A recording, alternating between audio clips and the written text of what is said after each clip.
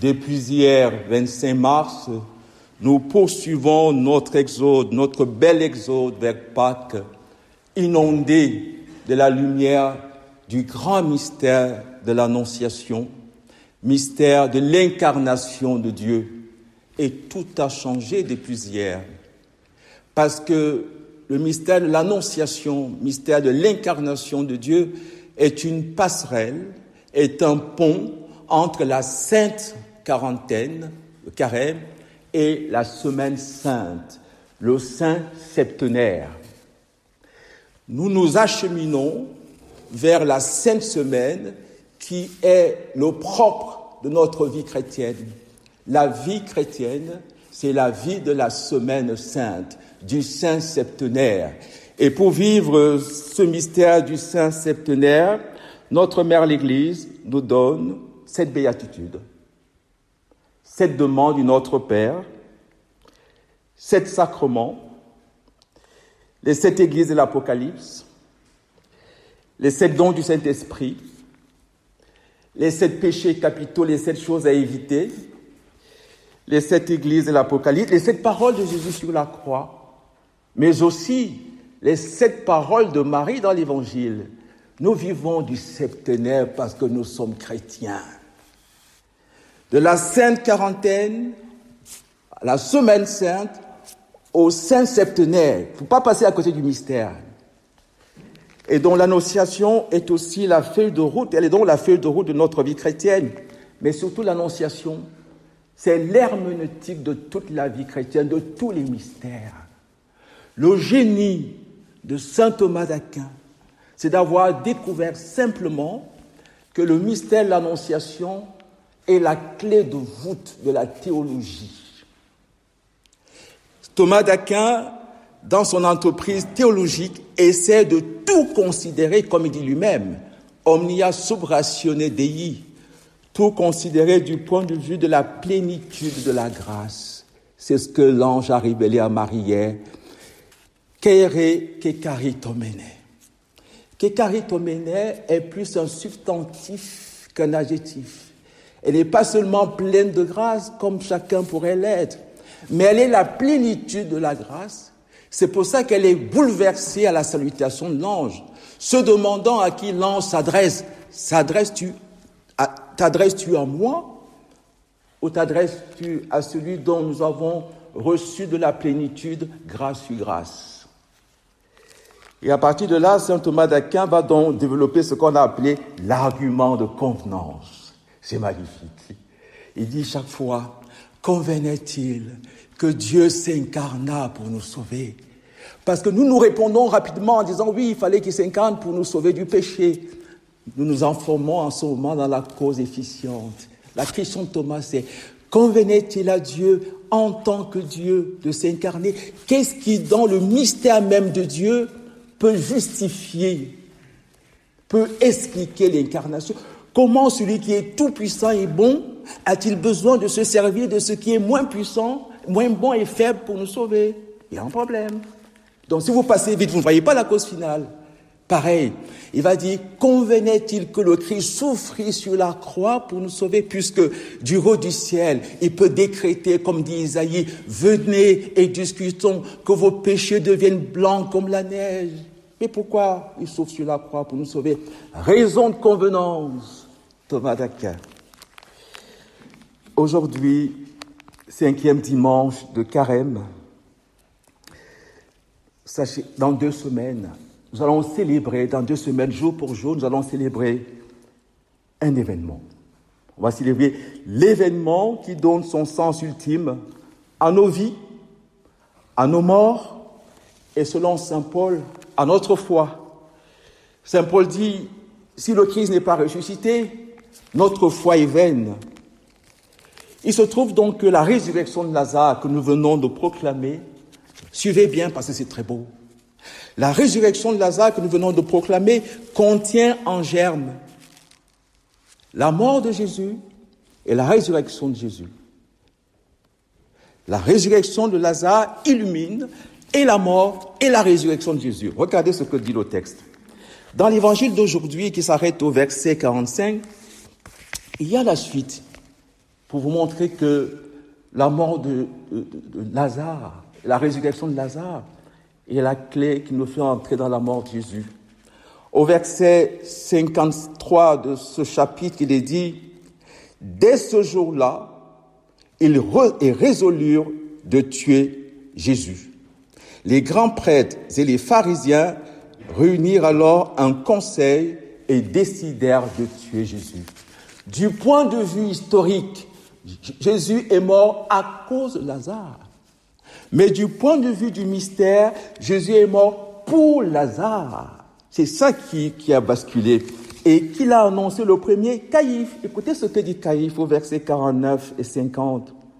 Mais l'un d'entre eux, Caïphe, qui était un grand prêtre cette année-là, leur dit, « Vous n'y entendez rien. Il est de votre intérêt qu'un seul homme meure pour tout le peuple, pour toute la nation. » Jésus est donc mort pour Lazare. On retrouve ici ce que nous avons appelé la semaine dernière le primat de la cause finale. Il est mort pour Lazare. Jésus leur dit, écoutez, Seigneur, celui que tu aimes est malade. Apprenant cela, Jésus dit, cette maladie ne conduit pas à la mort, mais elle est pour la gloire de Dieu, afin que le Fils de l'homme par elle soit glorifié. Si on avait le temps, je vous montrerai comment l'évangile de Jean est ponctué par le mystère de la gloire. Ça culmine au chapitre 17. Père, glorifie ton Fils, afin que le Fils te glorifie. La gloire que tu m'as donnée, je la leur ai donnée. Déjà au chapitre 1er, le Verbe s'est fait chair, nous avons vu sa gloire. Déjà au chapitre 2, le premier des miracles, il manifesta sa gloire. Donc nous cheminons là, Jésus nous montre comment la mort de Lazare est en vue de sa gloire, lui. Mais c'est pas ça le plus important. Le plus important, c'est que la résurrection de Lazare contient les germes de la résurrection de Jésus. La résurrection de Lazare nous donne la plus belle définition de la résurrection. Alors, la résurrection, est-ce le passage de la mort à la vie? Il semble que non, ça ne suffit pas. La résurrection, selon l'Évangile, est la mort de la mort. Quand le chrétien meurt, quand Jésus meurt, c'est la mort elle-même qui meurt. Et il explique en disant, je suis la résurrection. C'est très beau en grec. Ego, émi et anastasis. Il faut savoir que résurrection est une adaptation du latin à l'anastasis grec, qui est beaucoup plus fort. Parce que dans la résurrection, il y a une espèce de cycle. C'est ce que dit Marie. Et bon, je sais qu'il ressuscitera à la résurrection au dernier jour. Non, je suis la résurrection. Et Jésus nous dit ce que c'est qu'il est la résurrection. Parce que c'est la mort, il est la mort de la mort. Celui qui croit en moi, même s'il meurt, vivra. Et quiconque vit et croit en moi ne mourra jamais. La résurrection, c'est la mort de la mort. La preuve, c'est que Jésus appelle la mort de Lazare un sommeil. Lazare dort. Et que Marthe, désespérée, dit c'est le 4e jour. Jésus lui dit non. Si tu crois, tu verras la gloire de Dieu, parce que la gloire de Dieu, c'est le 3e jour. C'est déjà accompli. Mais il y a encore quelque chose d'extraordinaire dans le mystère de Lazare. C'est que le nom Lazare contient les germes divins. Car Lazare veut dire Dieu a secouru, Dieu aide. Autrement dit, Dieu fait grâce, ou Dieu est la grâce. Maintenant, nous allons entrer dans le mystère proprement dit. Comment celui qui secourt, qui est le secours, il est le secours, pourquoi? C'est ce que nous disons tous les jours ici. Notre secours est dans le nom du Seigneur. Dieu vient à mon aide, Seigneur, à notre secours. Comment celui qui est le secours peut-il dire? Et qui a dit d'abord, parce qu'il est le secours, il a dit, Lazare, viens dehors. Tout ça est accompli, c'est fait. C'est fait. Il nous a tirés de tout ce qui nous embarrassait, de tout ce qui nous enfermait. Il nous a libérés de toutes nos prisons. Pourquoi dit-il à la fin, déliez-le et laissez-le aller? Voilà, c'est ici que se trouve le mystère. Pour entrer dans cette parole qui est énigmatique, qui est très mystérieuse, souvenez-vous que c'est cette parole, déliez-le et laissez-le aller, est ce que l'ange du Seigneur dit à Abraham au sujet d'Isaac. Vous connaissez la ligature d'Isaac. Abraham lia Isaac et le posa sur l'autel. L'ange lui dit, délie-le et laisse-le aller, car Dieu y pourvoira. Déliez-le, laissez-le aller, c'est la parole que Dieu adresse à Pharaon à travers Moïse. Le beau chant en anglais, Let my people go. Déliez-le, délie mon peuple et laisse mon peuple aller. N'oubliez pas que c'est la vocation de Pierre. Pierre à qui Dieu dit, tout ce que tu auras délié sur la terre, suivez bien, parce qu'on va voir, la résurrection de Lazare est très subtile et très belle. Vous allez voir, il y a une dimension de la résurrection qui nous est donnée aujourd'hui déjà à contempler pour que nous puissions entrer pleinement dans le mystère de la résurrection de Jésus. Délié et dont la mission que Dieu confie à Pierre, tout ce que tu auras délié sur la terre sera délié dans les cieux. Jean le Baptiste, qui a bien compris ce grand mystère, dit « Je ne suis pas digne de délier la courroie de ses sandales ». Saint Augustin, le grand Saint Augustin dit, cela voulait dire tout simplement que Jean ne se sent pas capable d'expliquer comment Dieu, une personne, à la fois homme, vrai Dieu. Car la sandale, dit-il, elle est faite de la courroie et de la semelle. Un mystère et deux personnes. Une personne, et deux natures. Et vous savez aussi que Daniel est appelé à délier le songe, les signes énigmatiques. Alors, qu'est-ce que ça veut dire? Finalement, qui est Lazare? Lazare, c'est Nietzsche qui nous dit qui est Lazare.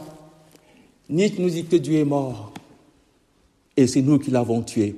Vous connaissez la moquerie de Voltaire. Si Dieu a créé l'homme à son image, l'homme le lui a rendu.